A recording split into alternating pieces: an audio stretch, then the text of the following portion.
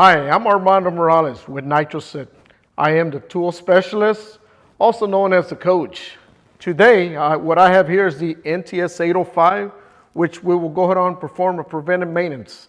I will disassemble the tool, we're going to clean it, and we're going to assemble it. So let's get to it. First thing we do is we put on our gloves. We are working with chemicals around, so it's very important that you have your safety glasses because we will be spraying parts, and we want to make sure that doesn't get into your eyes. Okay? Now we'll begin by removing the spall guard. You have your wrench. We actually put it here and remove your clip. Just hold on to the clip so it doesn't spring out. We'll keep our parts separated in order so when we go back to assemble, everything is intact. We'll begin with the end cap. So we'll screw it here.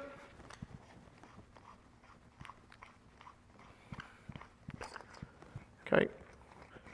There's your end cap right there. There's your firing spring, and make sure we have your buffer on there.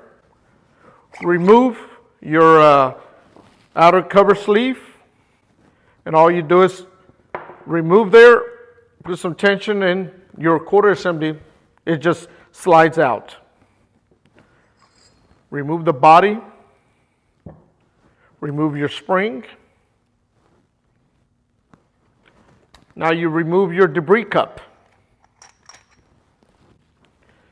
All you do is just barely twist off your muzzle. There's the muzzle. Make sure that the oil ring right here is in good working condition. There's no tears on them. Okay, now you just push up, and then you remove your firing pin guide and your firing pin holder from your reset sleeve. Now, I usually use my quarter assembly pin just to push down on the trigger ball, and I slide it out. Because you have gloves, this makes it difficult for you to push down. Just cover it with your thumb, and there's your trigger ball. You have removed it from your firing pin guide. There's your firing pin. You remove the trigger ball. There's your little spring, and that is the trigger ball spring. So this is a great opportunity to check all your parts. Make sure that everything is in good condition. Your firing pin, your roll pin, which is actually right in there that holds the firing pin in place.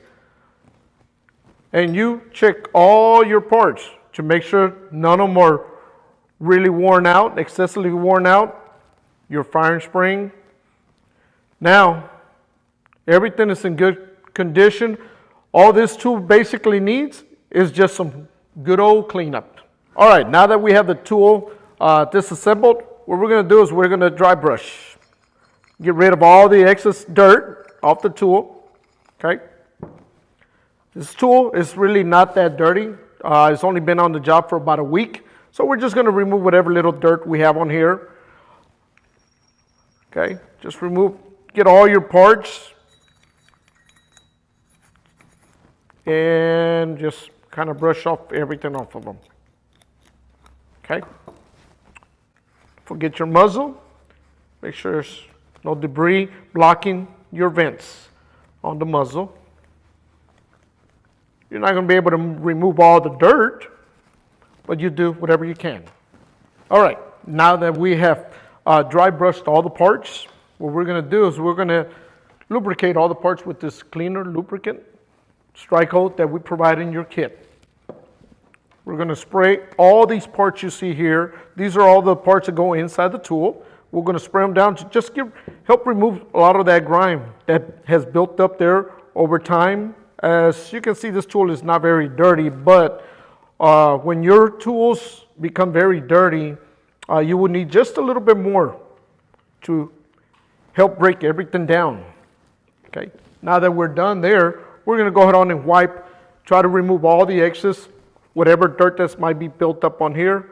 We're going to go ahead on and remove everything. You do this to your tool frequently, the tool will last you for a long time. Okay, gives you an opportunity to check any parts are here that might be worn, so you won't cause any problems with misfires of your tool.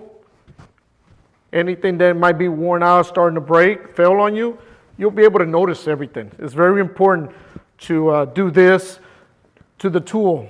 Okay, all the grime has been removed from the tool. Now what we're going to do is we're going to put the tool back together.